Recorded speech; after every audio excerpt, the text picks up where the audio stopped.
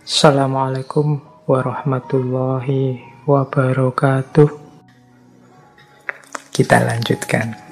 Nah, untuk eksis dalam pikirannya Karl Jaspers, manusia itu memerlukan 3 modal. Jadi manusia memerlukan 3 hal untuk dia bisa eksis sebagai manusia. Yang pertama adalah orientasi. Orientasi ini berarti orang yang punya visi hidup, punya arah, tahu tujuannya mau kemana, ngerti apa yang dia inginkan, apa yang dia butuhkan. Ini namanya orientasi.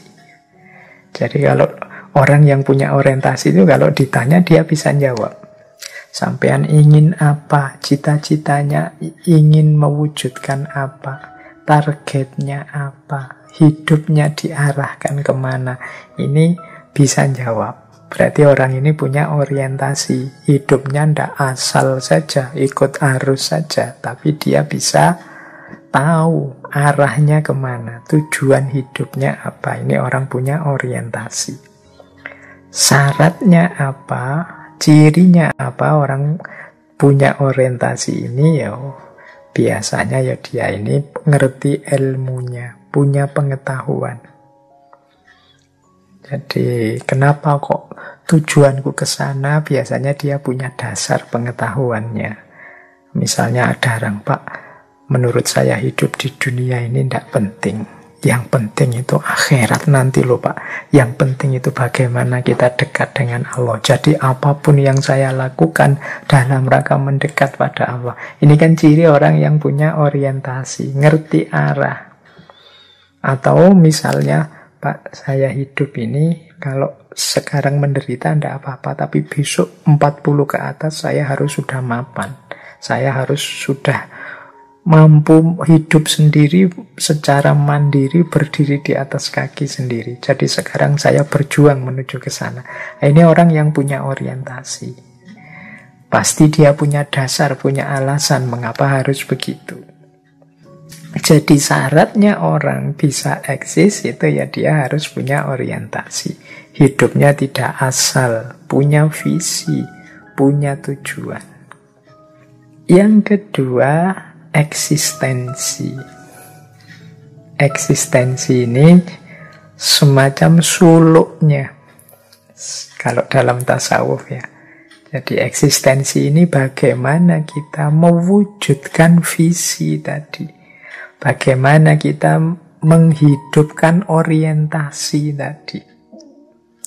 Kalau memang orientasi hidupmu lillahi ta'ala untuk Allah saja ke akhirat, sekarang apa yang engkau tampilkan, apa yang engkau jalankan, apa yang engkau lakukan.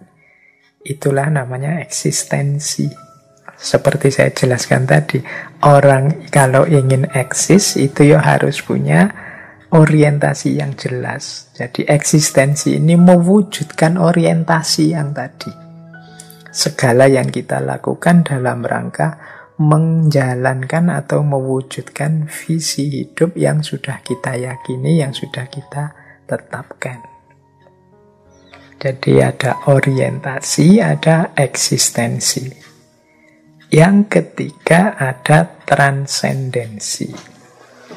Kalau transendensi ini nanti ada penjelasan banyak di belakang. Nanti kita jelaskan agak detail. Transendensi itu sesuatu yang melampaui diri kita. Jadi transendensi itu proses melampaui diri. Manusia itu punya banyak keterbatasan-keterbatasan. Nanti dijelaskan juga apa saja keterbatasannya manusia dan proses melampaui keterbatasan duniawinya itulah namanya transendensi. Jadi mudahnya transendensi itu kita mengorientasikan, mengarahkan hidup kita melampaui batas-batas rasional kita, batas-batas empiris hidup ini. Itu namanya transendensi. Kayak kita tadi ya, pokoknya Pak, saya akan menyandarkan semua peristiwa yang saya alami kepada Allah saja. Ini proses transendensi. Apa yang saya lakukan akan saya arahkan langsung menuju akhirat. Misalnya, ini proses transendensi. Jadi nanti kita jelaskan lebih detail tentang transendensi ini. Jadi ini proses kesadaran yang sifatnya melampaui batas-batas rasional, batas-batas empiris. Mengapa harus dilampaui? Nanti kita jelaskan. Mengapa harus sampai melakukan transendensi?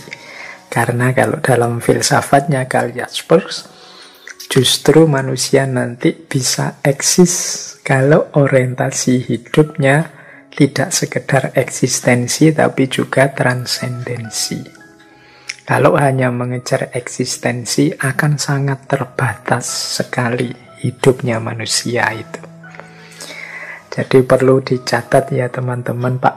Kok tadi ilustrasinya rasanya mengarah pada Tuhan, akhirat, dan lain-lain.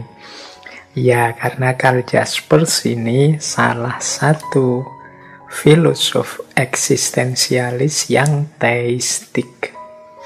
Jadi eksistensialis yang menerima agama, menerima Tuhan. Mirip, kita kan sering sekali membahas Muhammad Iqbal dari India, Pakistan. Itu kan ya pemikir eksistensialis. Tapi beliau juga sangat religius. Nah, ini Karl Jaspers itu juga termasuk yang semacam itu. Jadi dia menerima hal-hal yang transenden di luar diri manusia, juga Tuhan, tapi tentu saja dengan penjelasan dia sendiri. Jadi ini menerima yang ilahi. Beda nanti misalnya dengan Sartre atau dengan Nietzsche.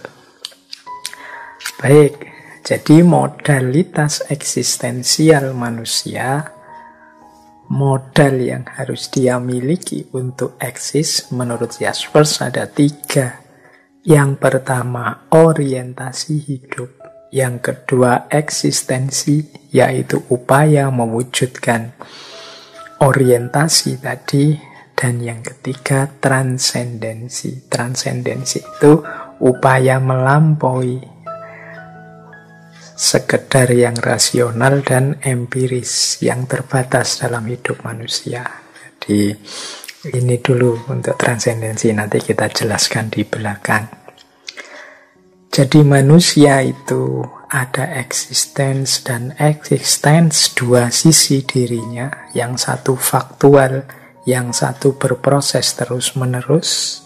Yang ini memerlukan 3 modal, yaitu orientasi, eksistensi, dan transendensi.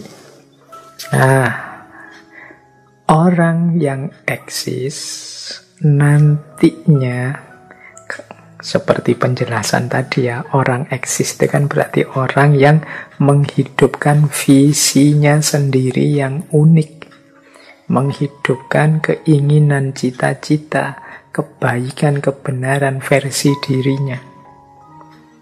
Maka dalam aspek eksistensi itu pasti ada keragaman.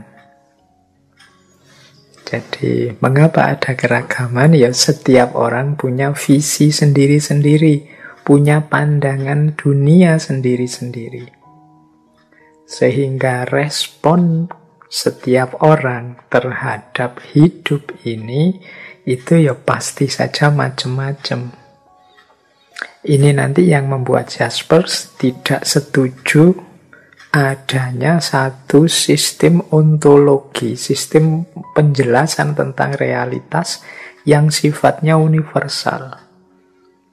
Jadi kalau ada orang bilang dunia ini bla bla bla bla, atau ada orang menjelaskan hidup ini seperti ini, itu kalau versinya Jaspers yo, itu versi-versi dari masing-masing yang punya pendapat. Jadi setiap orang yo punya pandangannya sendiri.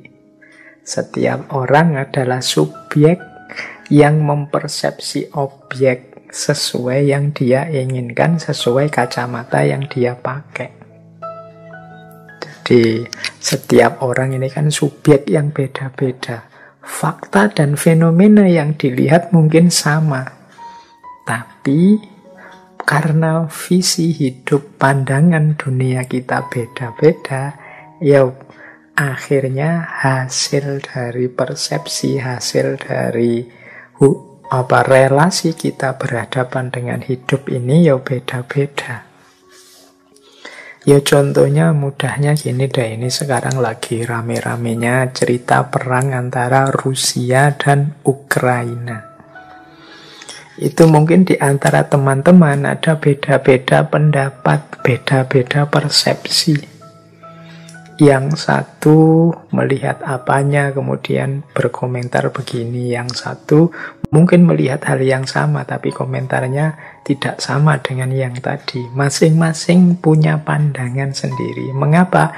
Ya karena setiap orang punya visi hidup, setiap orang punya daya hidup, setiap orang punya keinginan hidup yang beda-beda.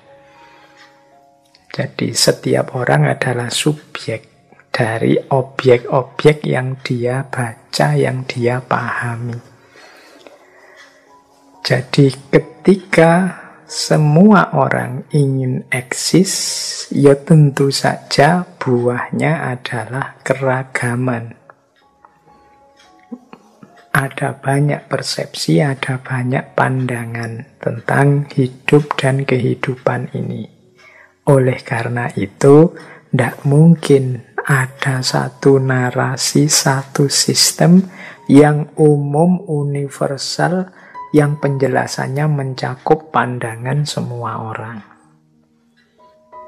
Para filosof itu kan menjelaskan dunia kan juga macam-macam. Teman-teman kalau belajar filsafat kan ya tiap tokoh punya penjelasan sendiri-sendiri. Ya itulah contoh paling sederhana dari keragaman itu. Mana yang paling benar, ya dia masing-masing benar dalam perspektifnya sendiri-sendiri. Jadi inilah hubungan antara eksistensi dan keragaman. Oke, untuk malam hari ini saya cukupkan sekian dulu. Mohon maaf kalau ada yang kurang berkenan, mungkin 1-2 kekurangan apa, mohon dimaklumi. Kalau ada kekhilafan, kealpaan yang teman-teman ngerti benernya seperti apa, ya silahkan disampaikan. Kurang lebihnya mohon maaf. Wallahul muwaffiq, wallahu a'lam bissawab. Wassalamualaikum warahmatullahi wabarakatuh.